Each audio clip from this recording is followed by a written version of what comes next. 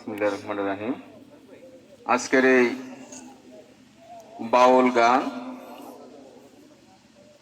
বাউল গানের যিনি সভাপতির আসন অলঙ্কৃত করেছেন,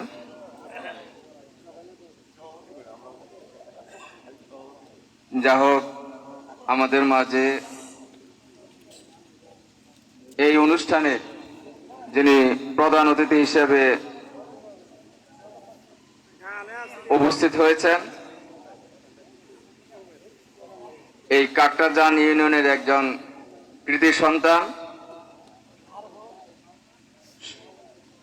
5ই জুন সখীপুর উপজেলা পরিষদের নির্বাচন, সেই নির্বাচনে যিনি উপজেলা চেয়ারম্যান পদপ্রার্থী হিসেবে নিজেকে উপস্থাপন করেছেন এবং সারা সখীপুরের গ্রাম থেকে গ্রামান্তরে, পাড়া থেকে মহল্লা, হাট থেকে বাজার পর্যন্ত যার পদচারণা আমাদের এই কাকরাজানেরই একজন সন্তান, একজন দানবীর, একজন সাদা মনের মানুষ, একজন নিরহংকারী, একজন ভালো মানুষ জনাব আলহাজ ফারুক হোসেন আমাদের মাঝে আজকে ইতিপূর্বে যিনি বক্তব্য রেখেছেন, আমাদের কাকরাজানের আরেকজন কৃতি সন্তান যিনি ভাইস চেয়ারম্যান পদপ্রার্থী হিসেবে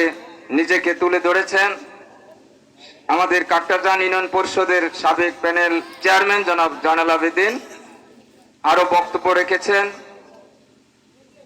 উপজেলা ভাইস চেয়ারম্যান পদপ্রার্থী শিবলি সাদিক, বর্তমান ভাইস চেয়ারম্যান জনাব শফিউল ইসলাম কাদি বাদল আমাদের মাঝে উপস্থিত রয়েছেন। আমাদের 7 নং ওয়ার্ডের সাবেক সদস্য আমার বন্ধুবর দেলোয়ার হোসেন মেম্বার, আবেদ আলী স্যার আরো উপস্থিত রয়েছেন। আজকের অনুষ্ঠান যিনি সুন্দরভাবে সঞ্চালনা করছেন ডাক্তার আলামিন, আমার বারেক বিআই সহ সম্মানিত উপস্থিতি সকলের প্রতি আমার সালাম, আসসালামু আলাইকুম। আসলে যে পরিমাণ লোকজন এখানে উপস্থিত হয়েছে এটা মনে হয় একটা ধর্মসভা। আসলে এই ধর্মসভায় এত কম লোক হয়, কিন্তু গান এত কম লোক হয় এটা আজকে আমার প্রথম দেখা হইল।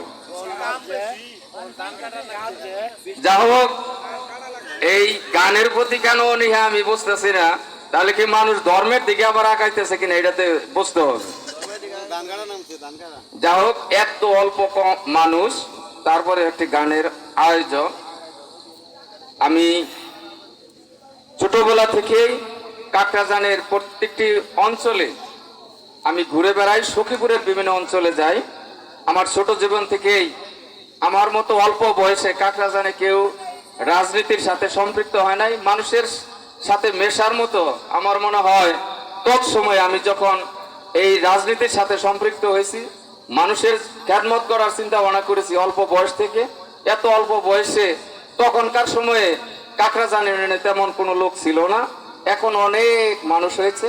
আমি 1992 সালে ছাত্র রাজনীতি থেকে একটি স্কুল প্রতিষ্ঠা করেছি, যে স্কুলটার নাম হচ্ছে মহানন্দপুর বিজয় স্মৃতি উচ্চ বিদ্যালয়। আর সেখান থেকে অদ্যাবধি পর্যন্ত আমি শিক্ষকতা পেশায় নিয়োজিত।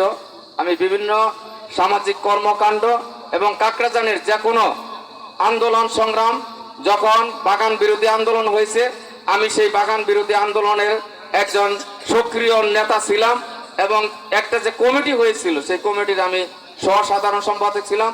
যখন কাকরাজান ইউনিয়নে কোনো রাস্তা ছিল না, রাস্তা বাস্তবায়ন কমিটি ছিল, আমিও সেই কমিটির যারা গণ্যমান্য ছিল তৎকালীন, তখনও আমি এই কমিটির একজন সক্রিয় নেতা ছিলাম, জয়েন্ট সেক্রেটারি ছিলাম।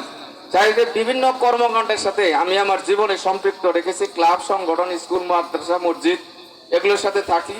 বিভিন্ন নির্বাচনে আমাদেরকে মানুষ খাটায়, আজকেও এরকম ব্যতিক্রম না। আমাদের আসন্ন উপজেলা পরিষদ নির্বাচন, এই নির্বাচনে এখন মানুষের একটাই, যে যেখানে যায় সেখানে একটি আলাপ নির্বাচন।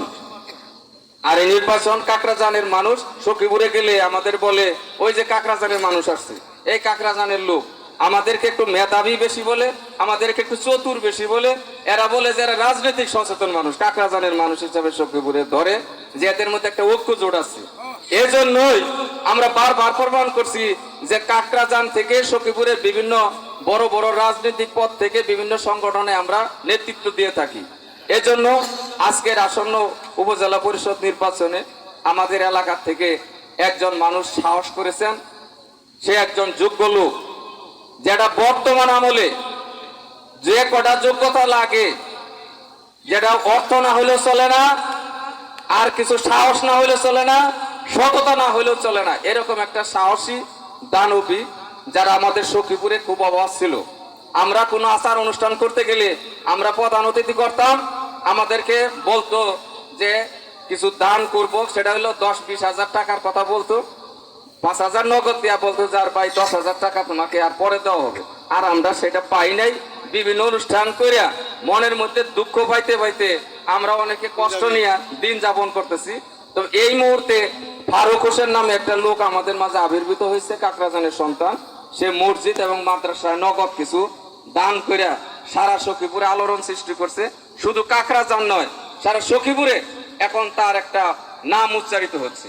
তাই আমি বলতে চাই, এই আলহাজ ফারুক হোসেন আপনার সন্তান, আমার ভাই, আপনার বন্ধু, আপনার সহযোদ্ধা, আপনার সহপাঠী, আপনাদের আমাদের সকলের দলমত নির্বিশেষে এবার কোনো জাতীয় প্রতীক, নৌকা, ধানের শীষ বা অন্য কোনো প্রতীক নাই, যে কারণে ফারুকের মতো লোক এইখানে নির্বাচন করার মতো সুযোগ পাইছে।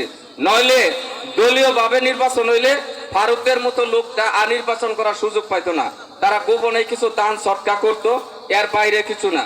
তাই আপনাদের কাছে নিবেদন করি, আপনারা যারা গান প্রিয় মানুষ, আসলে গান হলো আত্মার খোরাক। গান মানুষের আত্মশুদ্ধির জন্য অনেক ভূমিকা রাখে, আনন্দ দিয়া থাকে। এই জন্য আপনারা এসেছেন আনন্দ উপভোগ করার জন্য, আনন্দ উপভোগ করবেন। আপনাদের এই সময়ে আমি আমার ফারুক ভাইকে আপনাদের মাঝে রেখে গেলাম। আপনারা আপনাদের বিবেকের কাছে প্রশ্ন করবেন, আপনার সন্তান হিসেবে, আপনার ভাই হিসাবে, আপনার বন্ধু হিসাবে, আপনার সহপাঠী হিসাবে, আপনার এলাকার সন্তান হিসাবে আপনার নৈতিক দায়িত্ব। এইবার কোনো নৌকা নাই, ধানের শীষ নাই, এবার মার্কা হইলো আমাদের কাকরাজান থেকে, সে হইলো আলহাজ ফারুক। যে প্রতীকী পাক সেই প্রতীকে আপনারা ভোট দিবেন। কারণ আপনার সন্তান এক সময় চেয়ারম্যানে দাঁড়াইতে পারে, আপনার সন্তান এক সময় এমপি দাঁড়াইতে পারে। তখন ওই নোয়ালচালের ভোটও লাগবো, তখন ওই শাপলার বারের ভোটও লাগবো, তখন আপনার ওই কুইঙ্গাসালার ভোটও লাগবো, ওই বোলারপুরের ভোট লাগবো। কাকরাজানের প্রত্যন্ত অঞ্চলের মানুষের কাছ থেকে একজন আরেকজনের পরিপূরক।